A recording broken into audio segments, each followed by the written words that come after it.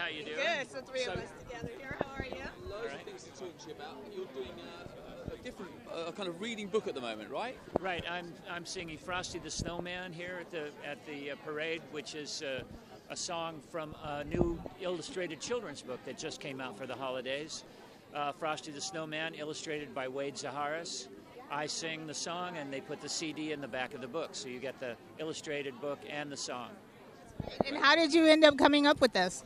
I didn't come up with it. Actually, Peter Yarrow from Peter, Paul, and Mary has a publishing imprint, and he called me and said, I love your work, I want you to sing Frosty, and showed me what they've been doing. They do great work. They've done a number of these books with music for children, and I thought, this is something cool I want to be a part of.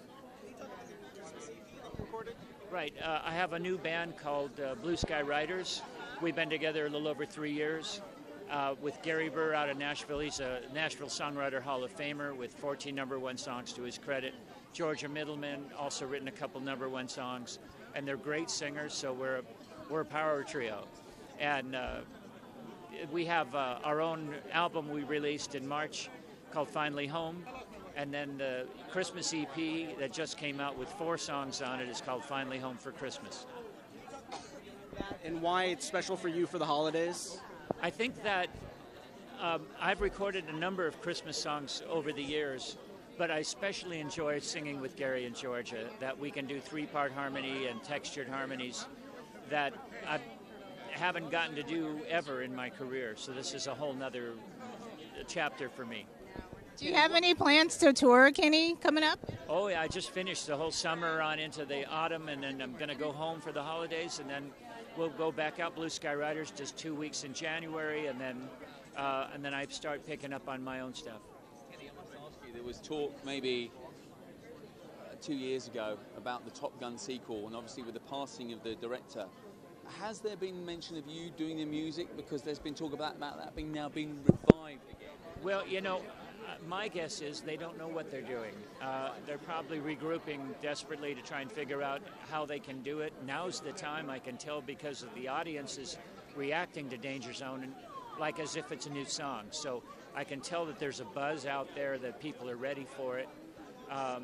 You know, with Footloose, they cast it 12 times before they actually got to shooting it. They never did call me up. And they called me finally to invite me to the premiere. And that's when I found out that my version was actually in the movie. I suspect with Danger Zone they'll try to do new music so that they own it. And we'll see. You know, Georgia Moroder has a say over that too, because he wrote most of that music. I wondered if you would be involved in that creative process. In the what?